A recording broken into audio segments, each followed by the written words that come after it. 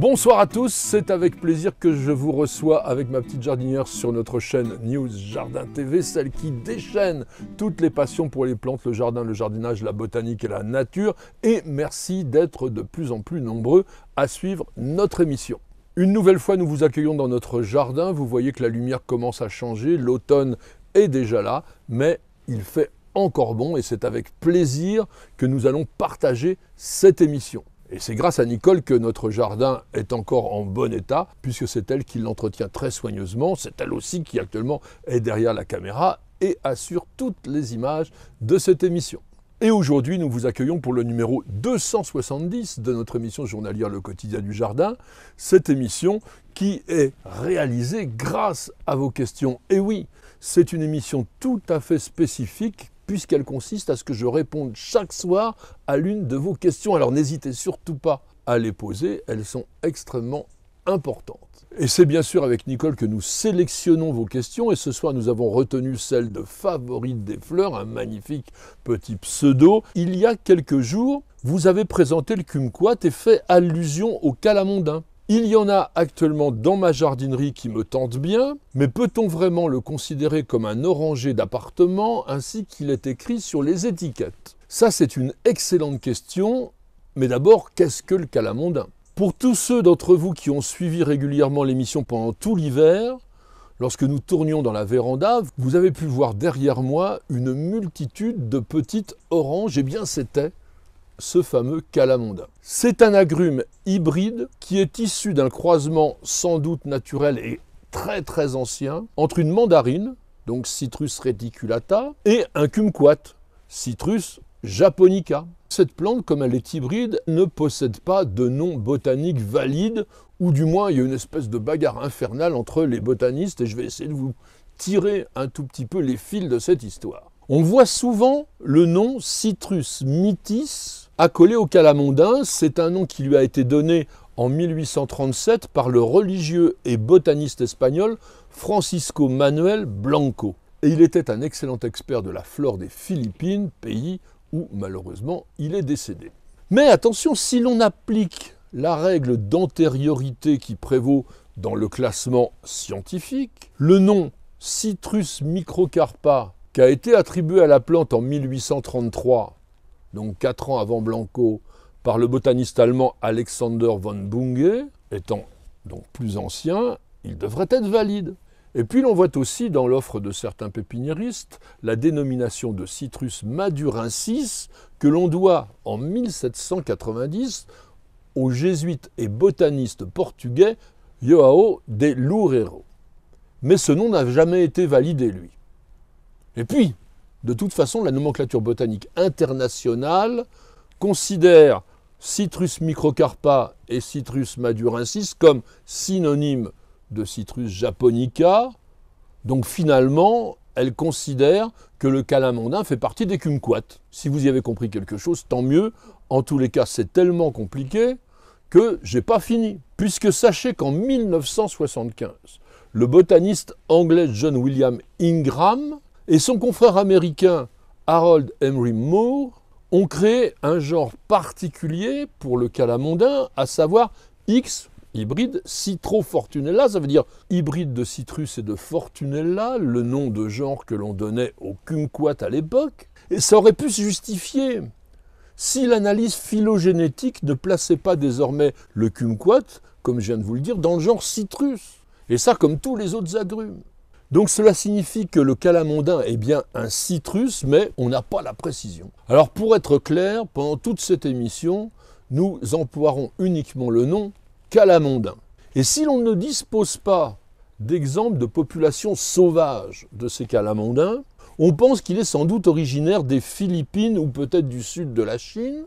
On en voit aussi dans d'autres pays du sud-est asiatique. Et le mot calamondin serait une forme américanisée du nom analogue, vous savez, la langue des Philippines, qui désigne la plante par calamansi, nom qui a été prononcé d'une façon anglicisée, calamunding. Et en fait, les Anglais, eux, ont gardé calamansi, mais dans certaines régions des États-Unis, et notamment en Floride, par exemple, on l'appelle bien calamunding.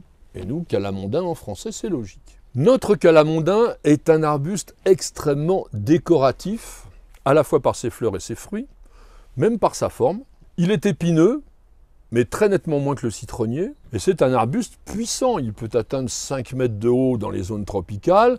Et nous, en pot, on en a un qui dépasse 2 mètres. Le calamondin se ramifie très bien et il forme naturellement un petit tronc. Il porte des feuilles persistantes, alternes, ovales, semi-coriaces, de 4 à 10 cm de long, un peu comme celles de tous les citrus, on va dire.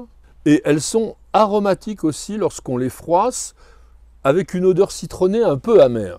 La floraison du calamondin intervient de mars à juin. Les fleurs apparaissent à l'aisselle des feuilles, elles peuvent être solitaires ou en petits bouquets. Et comme celles de la plupart des citrus, elles sont blanches, cireuses, avec 5 pétales extrêmement odorants. C'est un enchantement, vraiment le parfum de la fleur d'oranger. Et les premières fleurs vont apparaître, tandis que les fruits ne sont pas encore tous tombés. Le calamondin est auto-fertile, cela veut dire qu'il n'a pas besoin de la présence d'un autre spécimen de citrus à proximité pour pouvoir donner ses fruits. Ces derniers mesurent de 2 à 3 cm de diamètre environ, ils sont d'abord verts, et puis leur écorce qui est relativement fine va prendre une couleur orangée, un peu comme la mandarine, lorsqu'ils sont matures. Chaque fruit contient de 8 à 12 graines, et franchement leur couleur et leur nombre donnent tout l'intérêt décoratif à la plante. Et sachez que dans de bonnes conditions de culture, ces fruits vont persister tout l'hiver. C'est ce qui s'est passé l'année dernière avec notre propre calamondin. Vous avez pu le regarder au cours des émissions de jour en jour et de mois en mois. Sachez qu'il existe une mutation à feuillage panaché que l'on appelle couramment variegata, avec des feuilles qui sont bordées de crème et dont les fruits peuvent présenter des rayures vertes sur leur écorce qui reste jaune. Dans les régions subtropicales ou tempérées chaudes, notamment en Amérique du Nord, le calamondin est utilisé comme une plante ornementale de jardin. En France, nous allons le cultiver essentiellement en pot parce que sa rusticité est assez faible, -1, -2, -3 degrés peut-être au minimum.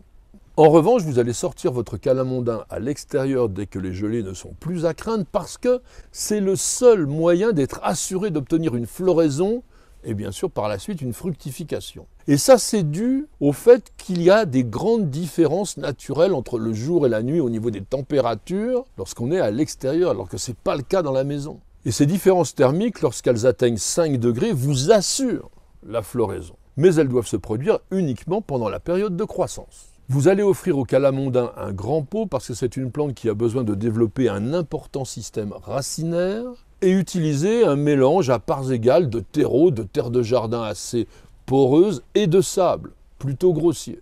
Et ce pot, si possible, doit être plus haut que large puisque le système racinaire est pivotant.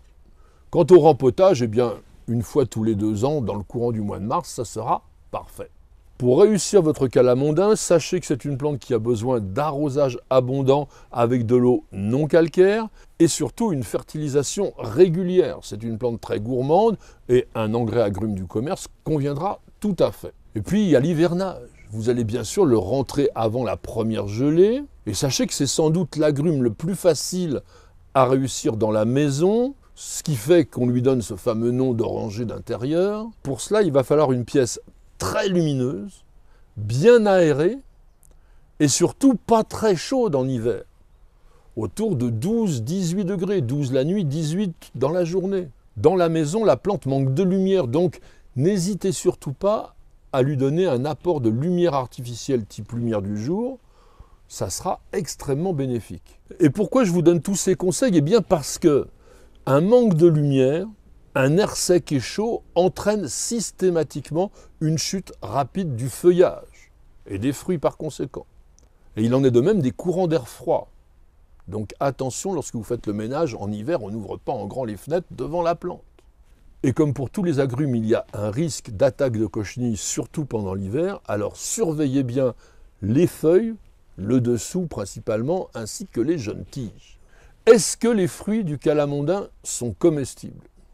Oui, mais ils sont extrêmement amers. Alors on va en faire surtout une confiture que vous pouvez préparer exactement de la même manière que la confiture d'orange verte, parce que l'intérêt c'est que ce fruit est une bonne source de vitamine C. Et puis sachez que les Philippines, que l'on a évoquées tout à l'heure, sont le seul pays grand producteur de calamondin. Il s'agit même d'ailleurs de la 4e culture fruitière dans ce pays, après la banane, la mangue et l'ananas. Et les Philippines exportent chaque année entre 160 000 et 190 000 tonnes de jus de calamondin.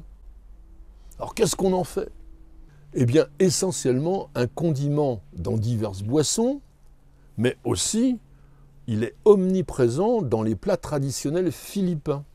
On va aussi pouvoir utiliser ce jus pour donner une petite amertume à des marinades, à des conserves, et puis un goût assez particulier. On va trouver aussi le calamondin comme ingrédient dans la cuisine malaise et dans la cuisine indonésienne. Et puis sachez pour terminer en guise de clin d'œil que le fruit entier, une fois écrasé et mélangé, a de l'écorce du haricot de Saint-Thomas, c'est-à-dire Anthada phaseloides, qui est une grande liane avec vraiment des haricots géants, riche en saponine.